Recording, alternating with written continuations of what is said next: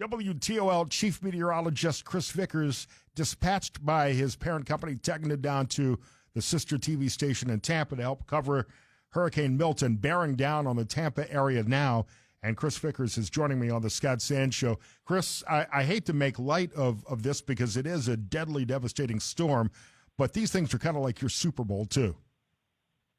You know what it is. And Scott, good to be with you this afternoon, and really great to be down here kind of helping and serving the people in Florida as they face what could be what we're calling the potential for a generational storm that they may be experiencing, one that would go back about 103 years since Tampa has potentially seen a hurricane this strong.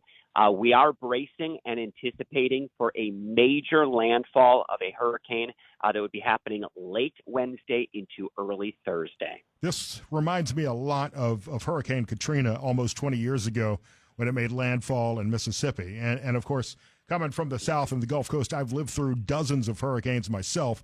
But when you start talking about a Cat 4, Cat 5 hurricane, these things are large. They've got heavy winds and most deadly, a massive storm surge, which could be as high as 12 to 15 feet or more in some areas. And that's incredible to think about those numbers. And, you know, Scott, even just the mention of Katrina just sends kind of shivers down my spine. And talking with a lot of the locals down here, they have sort of anxious anticipation. A lot of them saying, we're wondering if this is our Katrina or our storm of our generation. And really the data is still out there that says this could go either way. We're potentially expecting Category 3 or stronger landfall that will occur Wednesday evening. The storm surge into Tampa Bay could be as high as 11 to 15 feet. To put that in perspective, this area is still recovering as well from Helene, which really brushed past them, so to speak, but did bring a big impact to a storm surge. They had up to 7 feet of water here in the Tampa Bay area. There's potential out there, depending on how this one tracks it could be close to double that. Yeah, depending on where, and what people need to realize is that northeast quadrant of a hurricane is always the most deadly, the most dangerous. If this thing tracks a little bit to the south, that could be good news for Tampa, because if it comes just a little bit to the north of Tampa, there's really, in that Tampa Bay area, there's nowhere for that water to go. And you're exactly right on that, Scott. Nowhere for that water to go if that circulation tracks over the bay or to the north. And when we say it would be good news for Tampa if that tracks to the south, it's still going to be someone's storm. Somebody's going to get clobbered by this. It would be down there towards Sarasota and Sarasota County and Manatee counties where they'd get hit harder with that. So it is going to be someone's storm. Question is, where exactly does it track? I do need to let your listeners know as well, just kind of the precautions we've taken, because people are saying, what are you doing sending Vickers down there into the middle of an eye of a hurricane? Yeah, his life insurance was paid Obviously, yeah, exactly. I'm good to go. So let me tell you what's going on. Obviously, understanding what I was getting myself into when I agreed to do this. We have now since evacuated. We are now at a secondary broadcast location that we arrived earlier this afternoon. We are well inland, so we are not an area that is vulnerable to storm surge. We are in a brick reinforced building that has no windows, one-story building. So this is, these are the professionals down here. These guys and these gals really do this day in and day out. They know what to expect in these types of situations. They put their disaster plans into place. So we have safely evacuated now. We are no longer in a place where we're vulnerable to storm surge. Where I was working at their main station, this is our sister station, WTSP, down here in Tampa, we were 3 feet above sea level. So we were in an area that is definitely or was susceptible. So they've taken their precautions, closed that building up, and we're now inland at a safer location. As Hurricane Helene came ashore, and this happens every time we get a major storm. I'm a senior VP programming for iHeartRadio, so I'm on all of these distribution lists, and I see what's happening. Hurricane Helene we still have radio stations in markets like Asheville, North Carolina, that are off the air. We're operating on generator and from backup studios. Right. So the devastation is long lasting. It's not just a one-day event as these big storms come through.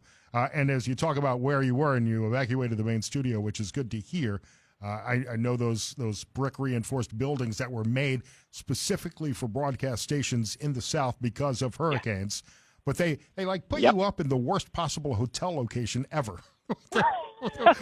Did they literally put you up in a hotel on the beach? What were they thinking? Yeah, Well, here's the thing. I was actually in a hotel the past 2 nights. My hotel that I was in under mandatory evacuation, so we're out of there now. I'm currently now at the TV station, backup TV station, and I have my belongings out on a cot. I'm prepared to be here for the next 48 hours or longer. Right. We've got plenty of snacks, food, reinforcements, so we'll be ready to go with that. You know, Scott, you mentioned too, though, the magnitude of this storm, and I'll just highlight a few quick facts because being down here and really just focusing 110% of my energy on this, I have just been beyond amazed, in a meteorological or scientific sense of what has happened with Milton. This exploded from a Category 1 hurricane to a Category 5 hurricane in less than 24 hours, dropping at one point 84 millibars in 24 hours, and having those wind speeds increase from 80 miles per hour to 185 miles per hour. Now, it did go through what we call an eye wall replacement cycle, so it did weaken over the past 12 hours. It's kicking right back into gear now. Latest update that just came out a little bit ago, 2 p.m., has kicked the winds back up to 155 miles per hour. And the eye and the structure of this one, perfectly symmetrical, and it looks like a buzzsaw. It's dangerous, but that'll happen with these man-made hurricanes that the government has created. Oh, Scott, don't even go there with me. It takes a lot to make my head feel like it's going to explode, but I'm not walking around with my tinfoil hat today. No. WTOL Chief Meteorologist Chris Vickers down in Tampa reporting on the storm for the sister station there. What kind of snacks do you have? I mean, the great thing about hurricane prep is it was always Spam, a lot of peanut butter and jelly sandwiches, crackers, maybe some soup if you happen to have a camp stove handy. They're not holding back. I think I just saw the pizza delivery guy come in, so we're getting what we can before things really shut down. I have heard from prior experience that they treat us very well, so I'm looking forward to staying nourished, well-fed, and well taken care of, and I certainly hope all those, back at home that are enjoying this beautiful, sunny, crisp autumn weather just keep the people down here in Florida in their thoughts and prayers as they go through this. Boxes of MREs, all the meals ready to eat. They'll get to you after a little while. It's a fun novelty for the first day, and then you get tired of it real fast. Here's how, Chris, growing up in the South, this is how you can tell if it's a really bad hurricane or not. Is the Waffle House still open? There's the Waffle House scale. Waffle House, FEMA actually uses the Waffle House scale to determine how bad a storm is. Right. It is the Waffle House scale. That's right up there with the Saffir-Simpson scale as well for rating hurricanes. I have seen them all open at this point, so hopefully that's a sign of good news. But, this is a storm-ravaged area from Helene that came through just over 10 days ago. So there's still some visible impacts from that. And so I think that's another reason why people are taking this so seriously. It was a bit of a mess getting some evacuations out of the area yesterday, but it's a little calmer, a little quieter. And we've been urging people down here that evacuations really should be complete by tonight.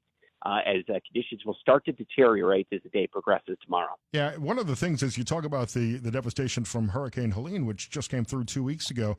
As I'm watching the images on some of the networks from that area, from the Tampa area, is that all of the trash, all of the debris from Hurricane Helene, people who lost everything during that storm and cleaned out their house and still have all of their belongings sitting out on the curb waiting to be picked up. As this new hurricane, as Hurricane Milton comes through in the next 48 hours, if there is a broom or a shovel or a desk lamp sitting outside on the curb waiting to be picked up, when 155 mile-an-hour wind gusts come through, those things are projectiles. Those are missiles that are going to be flying through the air all over the South. Exactly right. And, Scott, I'll just express what I've seen from my very eyes as well. This is just a monumental task for government and agencies really to come together to prepare people for this, but also to clean up. I have seen loads and loads of dump trucks that have had police escorts into neighborhoods so they can rapidly and effectively manage and remove some of this debris.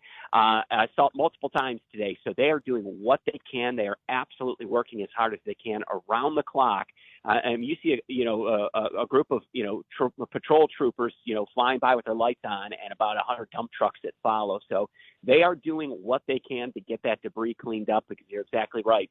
They don't want that stuff flying around as the next wave comes through. If you have friends and relatives in Florida or in the path of a storm like this, don't bother them. They're going to be a little busy for the next 24 hours. But I have said this. If you have friends and relatives there and you happen to talk to them, or you communicate with them, or you see them on Facebook and they're in an evacuation zone and they're wondering what to do, urge them to get out. This is a deadly storm. Yeah. It's not too late to leave, but that window to leave is closing fast.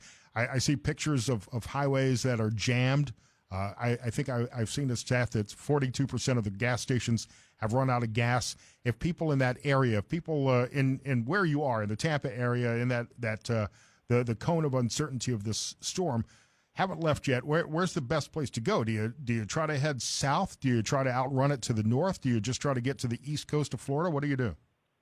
And that's very interesting. You're right, because there's going to be, your best route of evacuation is probably going to be north, and just get as close to the state line as you can by going north. There's been some people trying to go I-4, which is east over toward Lake Lakeland. Thing about this too is, you're going to avoid the storm surge, and you'll avoid the worst of the winds. But as Milton cuts across the peninsula of Florida, it is expected to race east very quickly. It's expected to still be a Category 2 storm as it crosses Lakeland, Florida. That is essentially, Lakeland over toward Orlando. So it may maintain hurricane strength all the way across the state of Florida. So it's going to kind of cut right through like a buzzsaw. That's amazing. Chris Vickers, Chief Meteorologist, WTOL, down in Tampa, Florida. I'm curious, do you have a familiarity with that area? Have you been cramming on city names and counties? I mean, you're a professional, I know. You understand the meteorology of the storm, but right. How familiar are you with these areas when you get a report on it?